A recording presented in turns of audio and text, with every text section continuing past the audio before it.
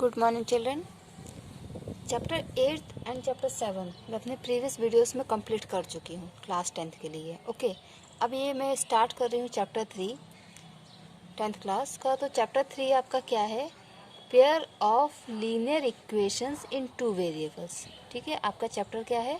Pair of linear equation in two variables. Okay, ये मैं आपको अभी इंट्रोडक्शन दे रही हूँ एंड सॉल्यूशंस, प्रॉब्लम के सॉल्यूशंस बाद में। ठीक है, तो पहले जो बहुत बिगनर्स हैं या जिन्होंने अभी सीरियसली पढ़ाई करना स्टार्ट किया है तो उनके लिए ये इंट्रोडक्शन बहुत ज़रूरी है, तो इसको आप ध्यान से देखिए, ध्यान से समझिए। ठीक है, व्हाट इज़ एन इक्वेशन? एक इक्वेशन क्या होता है? ठीक है, इक्वेशन क्या होता है? In algebra an equation can be defined as a mathematical statement. Algebra क्या होता है? जब किसी चीज़ को या किसी बात को हम एक्स वाई के फॉर्म में इस तरीके से आपने देखा होगा तो उसको हम एल्जेब्रा बोलते हैं। और ज्योमेट्रिकल क्या होता है, ग्राफिकल क्या होता है? जब उसी चीज़ को हम ड्रॉ करके बताते हैं तो ज्योमेट्रिकल और ग्राफिकल होता है। ठीक है, तो एल्जेब्रा में, in algebra an equation can be defined as a mathematical statement. ठीक, कोई बात आपने कही है उसको हम मैथमेटिकल फॉर्म में जब बताते हैं, जैसे आपने कहा कि मैं अपनी मम्मी से 4 टाइम्स बड़ा हूँ। ठीक है, तो इसको जब आप मैथमेटिकल टर्म्स में लिख के बताएंगे तो उसको हम बोलते हैं mathematical statement. Consisting of an equation symbol between two algebraic expression that have the same value। ठीक है, तो इसमें एक वर्ड और ये यूज़ किया गया है, एक्सप्रेशंस। एक्सप्रेशंस क्या होता है? देखिए, जैसे हमने लिखा ना 2x + 3, ये एक एक्सप्रेशन है। ये क्या है? एक एक्सप्रेशन है। ठीक है, तो एक्सप्रेशंस क्या होते हैं? जैसे 2x + 3, इसमें हमने ये x यूज़ किया है, आप और भी यूज़ कर सकते हैं। इससे पहले हम समझते हैं इक्वेशन क्या होती है। तो देखिए, इक्वेशन क्या होती है? जैसे हमने लिखा, ये तो हो गया आपका एक्सप्रेशन। ये क्या हो गया आपका? एक्सप्रेशन। इक्वेशन क्या होती है? इक्वेशन एक मैथमेटिकल स्टेटमेंट होता है, ये हमने पढ़ लिया है, जो कि सिंबल्स से बना होता है between the to algebraic expressions that have the same value. For example, हमने इक्वेशन लिखी x + 9 = 24। तो ये जो है आपका, ये पूरा एक एल्जेब्रिक स्टेटमेंट है। 5x + 9 = 24, ये आपका क्या है? एल्जेब्रिक एक्सप्रेशन है, जिसमें 5x + 9 ये LHS साइड में है, मतलब लेफ्ट हैंड साइड में है। ठीक है, एंड 24 ये आपका RHS means right hand side में है। और LHS और RHS इन दोनों को सेपरेट किया है इक्वल टू साइन में। ये क्या है आपका? इक्वल टू का साइन है। ठीक है, ये इक्वल टू का आपका साइन है। ठीक है, तो एक इक्वेशन जो होती है वो मैथमेटिकल स्टेटमेंट तो होता ही होता है, साथ ही साथ उसमें लेफ्ट हैंड साइड में कुछ एक्सप्रेशन होता है, राइट हैंड साइड में कुछ एक्सप्रेशन होता है, और उन दोनों के इक्वलिटी से अलग अलग किया जाता है। तो एक इक्वेशन में इक्वल टू होना बहुत ज़रूरी है। अगर इक्वल टू नहीं है तो वो आपका इक्वेशन नहीं हो जाएगा, वो आपका एक्सप्रेशन हो जाएगा। ओके, जैसे कि ये देखिए, इसमें इक्वल टू का साइन नहीं है, इसमें सिर्फ LHS है, या यूँ कहो सिर्फ RHS है, इक्वल टू नहीं है। तो इस तरीके की जो होते हैं उनको हम एक्सप्रेशन बोलते हैं, और जिसमें LHS भी होता है, RHS भी होता है, और जिसको इक्वल टू से हम अलग अलग करते हैं उसको हम कहते हैं इक्वेशन। ठीक है, और इसमें क्या दिया है? An equal symbol between the two algebraic expression. तो देखिए, ये एक एल्जेब्रिक एक्सप्रेशन हो गया, ये एल्जेब्रिक एक्सप्रेशन हो गया, और उन दोनों को ये इक्वल सिंबल से अलग अलग किया है। ठीक है, लेकिन जब हम LHS को सॉल्व करेंगे तो आपका RHS के इक्वल आता है, और RHS जो होता है वो LHS के इक्वल होता है। देखो, that have the same value, मतलब दोनों को सेम वैल्यू होती है। x की आप कोई एक ऐसी वैल्यू रखेंगे जो आपके RHS के बराबर आ जाएगा। ठीक है, तो इक्वेशन क्या होता है? एक ऐसा एल्जेब्रिक मैथमेटिकल स्टेटमेंट जिसमें इक्वल का सिंबल यूज़ किया जाता है, और जिसके RHS साइड में भी एक एल्जेब्रिक एक्सप्रेशन होता है और LHS साइड में भी एल्जेब्रिक एक्सप्रेशन होता है। आप, और एक्सप्रेशन क्या होता है?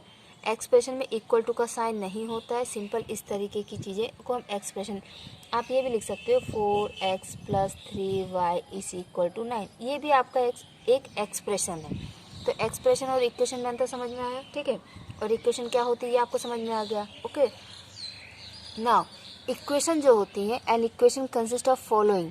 इक्वेशन दो चीज़ों से बनती है। देखिए ये तो हो गया कि इक्वेशन कैसी होती है, ठीक है। अब इक्वेशन में क्या क्या होता है, इक्वेशन में वेरिएबल्स होते हैं एंड कांस्टेंट होते हैं, ठीक है। इक्वेशन में वेरिएबल्स होते हैं एंड कांस्टेंट होते हैं। प्लीज़ जो बिगनर्स हैं ध्यान से देखें, ध्यान से समझें, ध्यान से सुनें, ठीक है। तो इक्वेशन, वेरिएबल्स और कांस्टेंट, इन दो चीज़ें, वो ये दो चीज़ें उसमें होती हैं। वेरिएबल्स का मैं अगर आपको हिंदी मीनिंग बता दूंगी ना तो आपको अच्छे समझ में आएगा। तो देखिए, परिवर्तनशील, अस्थिर, बदल के योग, मतलब वेरिएबल वर्ड का मीनिंग क्या होता है, जिसको हम बदल सकते हैं, जो बदलने के काबिल हो, ठीक है, जिसमें बदलाव आ सकता है, जो स्थिर नहीं होता है, ठीक। तो variables are called variables. Variables को हम वेरिएबल्स क्यों कहते हैं, क्यों, क्योंकि वो बदलते रहते हैं, दे वेरी। वेरिएबल्स को हम वेरिएबल्स क्यों कहते हैं, क्यों, क्योंकि वो बदलते रहते हैं, because they very, that is they can have a variety of values. Variables का क्या होता है ना, बहुत सारी वैल्यूज़ होती हैं, कभी 2 आता है, कभी 3 आता है, कभी -1 आता है, कभी 5 आता है, कुछ भी है ना, इसलिए उनको वेरिएबल्स कहा जाता है। Thus a variable can be considered as a quantity, इसलिए हम वेरिएबल्स को एक क्वांटिटी कंसिडर करते हैं, which assumes a variety of values in a particular problem. किसी एक पर्टिकुलर प्रॉब्लम में हम उसकी कई सारी वैल्यूज एज्यूम कर सकते हैं, ठीक है। तो वेरिएबल्स क्या होते हैं ना, वेरी करते हैं, इसलिए हम उनको वेरिएबल्स कहते हैं। अब आपको एक इक्वेशन, जैसे यहाँ पे ये इक्वेशन मैंने लिखी ना 5x + 9 = 24, तो ये जो x है ये वेरिएबल है। जैसे ये लिखा ना 4x + 3y = 9, ये आपका वेरिएबल है। मैं एक इक्वेशन लिखती हूँ, ठीक है, ax + by + c = 0, ठीक है, जिसमें आपका ये a, b and c, a, b, c, ये आपके कांस्टेंट्स हैं, ठीक है। x एंड y आपके वेरिएबल्स हैं, ठीक है। x एंड y आपके क्या हैं, वेरिएबल्स हैं, ठीक है। तो ये मैंने आपको समझा दिया कि वेरिएबल्स को वेरिएबल्स क्यों कहते हैं। कांस्टेंट को कांस्टेंट क्यों कहते हैं, because a constant is a fixed value. Constant क्या होती है, एक फिक्स्ड वैल्यू होती है। जैसे इस सेम इक्वेशन को मैं लिखूं 5x + 4y - 3 = 0, तो इसमें क्या है 5, 4 एंड -3, ये आपके कांस्टेंट है, ये आपके क्या है, कांस्टेंट है। क्यों, क्योंकि 5 हमेशा 5 होता है। ऐसा नहीं है कि हमने एक इक्वेशन में ये 5 है, दूसरी इक्वेशन में ये -5 हो जाएगा, नहीं, 5 5 होगा, 4 4 होगा, 3 3 होगा। वो चेंज नहीं होते इक्वेशन के हिसाब से, उनकी वैल्यू चेंज नहीं होती इक्वेशन के अकॉर्डिंग। इसलिए जो कांस्टेंट होते हैं ना, वो फिक्स्ड वैल्यू होती है।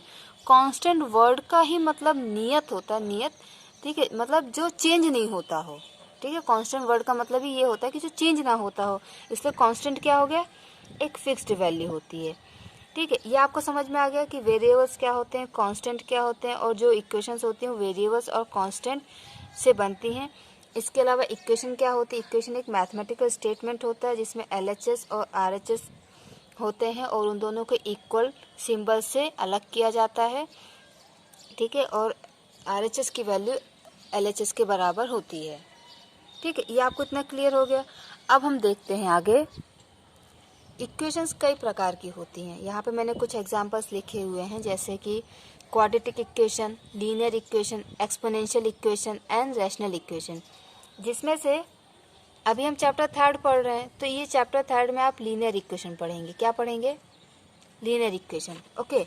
एंड चैप्टर 4 में आप पढ़ेंगे क्वाड्रेटिक इक्वेशन के बारे में, कि क्वाड्रेटिक इक्वेशन क्या होती हैं, उनको सॉल्व कैसे किया जाता है, ठीक है। और लीनियर इक्वेशन आप चैप्टर 3 में पढ़ेंगे। तो ये इक्वेशंस हम क्यों पढ़ रहे हैं, इनका क्या यूज़ है। तो लीनियर इक्वेशन या कोई भी इक्वेशन जो होती है ना, हमारी डेली लाइफ की जो प्रॉब्लम्स होती हैं, हम उनको अलजेब्रिक फॉर्म में लिखते हैं और हमें हमारी डेली लाइफ के प्रॉब्लम्स, रियल लाइफ के प्रॉब्लम्स जो होते हैं, उनके सॉल्यूशन मिल जाते हैं, ठीक है। जब आप ये चैप्टर 3 एंड चैप्टर 4 पढ़ेंगे तो इसमें जो वर्ड्स प्रॉब्लम आएंगे उससे आप और अच्छे से समझ पाएंगे कि कैसे ये हमारे डेली लाइफ के प्रॉब्लम सॉल्व करते हैं। आपके जो भी डेली लाइफ के प्रॉब्लम्स होते हैं उनको अलजेब्रिक फॉर्म में लिख के फिर देखते हैं वो इक्वेशन कौन सी बन रही है, लीनियर बन रही है, क्वाड्रेटिक बन रही है, एक्सपोनेंशियल बन रही है, कौन सी इक्वेशन बन रही है, उसके अकॉर्डिंग जो भी उनके मेथड होते हैं सॉल्व करने के, हम उनको सॉल्व करते हैं। तो इक्वेशंस के क्या यूसेस होते हैं, ये हमारी डेली लाइफ के प्रॉब्लम्स को सॉल्व करने के लिए यूज़ होते हैं। अब लीनियर इक्वेशन हम 2 वेरिएबल्स पढ़ रहे हैं, है ना। वैसे लीनियर इक्वेशन क्या होता है, लीनियर इक्वेशन एक ऐसी इक्वेशन होती है जिसका जब हम ग्राफ प्लॉट करते हैं, आप 7th 8th 9th तीनों क्लास में आपने ग्राफ प्लॉट करना सीखा है, ठीक है। तो ग्राफ प्लॉट करते हैं तो क्या होता है, 2 क्वांटिटीज़ होती हैं उनके बीच में कंपेयर करते हैं और उसके अकॉर्डिंग हम ग्राफ प्लॉट करते हैं, ठीक। तो लीनियर इक्वेशन का ग्राफ जब भी प्लॉट किया जाता है तो हमेशा एक स्ट्रेट लाइन मिलती है, हमेशा एक सीधी लाइन मिलती है। अब ऐसा नहीं कि सीधी लाइन का मतलब ये नहीं होता है कि ये आपका ग्राफ है तो ऐसी लाइन मिली है, ऐसी लाइन मिली, नो। सीधी लाइन का मतलब होता है ऐसी भी हो सकती है, वो ये भी तो एक सीधी लाइन है, ठीक है, थोड़ी इंक्लाइंड है बट सीधी है, ओके। तो क्या होता है कि लीनियर इक्वेशन वो इक्वेशंस होती हैं जिसका जब हम ग्राफ प्लॉट करते हैं तो हमें एक स्ट्रेट लाइन मिलती है। इसके अलावा लीनियर इक्वेशन के और डेफिनेशन क्या हो सकती है, ये तो मैंने आपको ग्राफिकल डेफिनेशन दी है।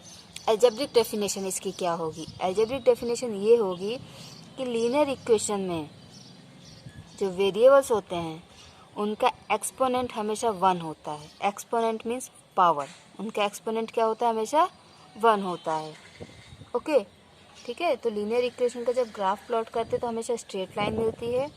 और दूसरा, लीनियर इक्वेशन का जो अलजेब्रिक एक्सप्रेशन होता है तो उसमें जो उसका ईच टर्म जो होता है उसका एक्सपोनेंट हमेशा 1 होता है। देखिए ये तो हो गया आपका ग्राफिकल डेफिनेशन, ये आपकी अलजेब्रिक डेफिनेशन हो गई, ठीक है। तो ग्राफिकल डेफिनेशन के अकॉर्डिंग क्या है कि लीनियर इक्वेशन का जब भी आप ग्राफ प्लॉट करेंगे तो आपको हमेशा एक स्ट्रेट लाइन या तो ऐसी हो सकती है, ऐसी हो सकती है, ठीक है, ऐसी हो सकती है, कैसी भी हो सकती है, एक लीनियर आपको स्ट्रेट लाइन मिलती है। और linear equation is an algebraic equation in which each term has an exponent of 1। Exponent का मतलब होता है पावर, आपने 6th 7th 8th 9th में पढ़ा होगा एक्सपोनेंट मतलब, देखो पावर और एक्सपोनेंट और डिग्री में थोड़ा स्लाइट अंतर होता है, ठीक है, पर आप समझो कि एक्सपोनेंट मीन्स पावर। जैसे हमने एक इक्वेशन लिखी ax plus b y plus c is equal to 0, इसको हम लिखते हैं 2x plus 3y minus 4 is equal to 0। तो देखिए इसमें x की पावर क्या है, x की हमने कोई ऊपर पावर नहीं लिखी, जब कुछ नहीं लिखते हैं तो वहाँ पे हम कंसीडर करते हैं 1, ठीक है। तो यहाँ पे x की पावर क्या है 1, यहाँ पे y की पावर है 1। जब आप लीनियर इक्वेशन में जितने भी अलजेब्रिक जितने भी टर्म्स होते हैं, ये जैसे ये एक टर्म हो गया, ये दूसरा टर्म, ये तीसरा टर्म, ठीक है। आपने वो पॉलिनोमियल्स पढ़ा होगा, मोनोमियल्स, बाइनोमियल्स, उसमें आपने टर्म्स के बारे में पढ़ा होगा कि एक इक्वेशन में इतने टर्म्स होते हैं, 3 टर्म्स 4 टर्म्स 5 टर्म्स, ठीक। तो इसमें क्या 3 टर्म्स हैं, 1 2 3, इसमें तो कोई वेरिएबल ही नहीं है, बात ही अलग है। इसमें ये जो है x वेरिएबल है, तो x वेरिएबल की पावर कुछ नहीं है मतलब 1 है, y वेरिएबल की पावर भी कुछ नहीं है, ठीक है, मतलब 1 है।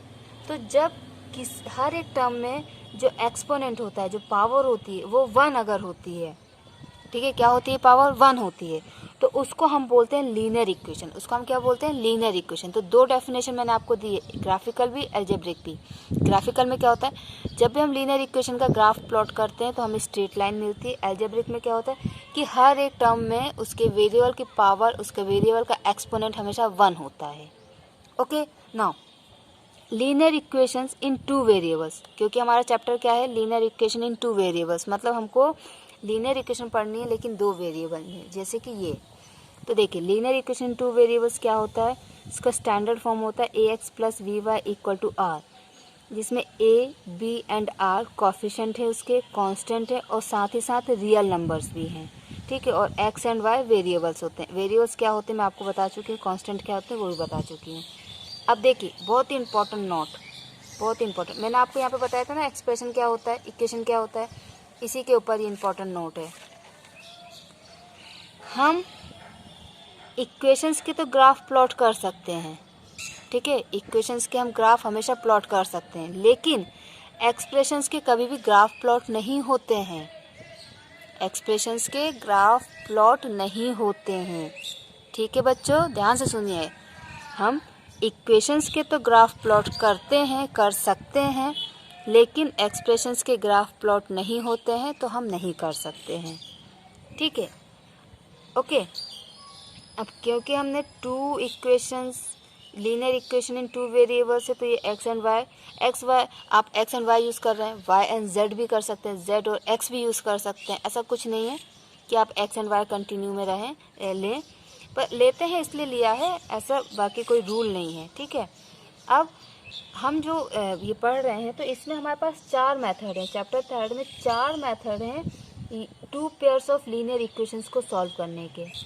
ठीक है, मतलब पेयर मीन्स जोड़ा ना, तो 2 लीनियर इक्वेशंस को सॉल्व करने के 4 मेथड हैं हमारे पास। कितने मेथड हैं? 4। और आपको चारों पढ़ने पड़ेंगे। क्यों? क्योंकि सम टाइम्स ऐसा होता है कि एग्ज़ाम में क्वेश्चन में ये लिख के देते हैं कि आपको ये पेयर ऑफ लीनियर इक्वेशन जो है आपको इसी मेथड से सॉल्व करना है। वो एक पर्टिकुलर मेथड का नाम दे देते हैं। तो मेरे अकॉर्डिंग आपको चारों मेथड पढ़ना चाहिए, चारों आपको आना चाहिए।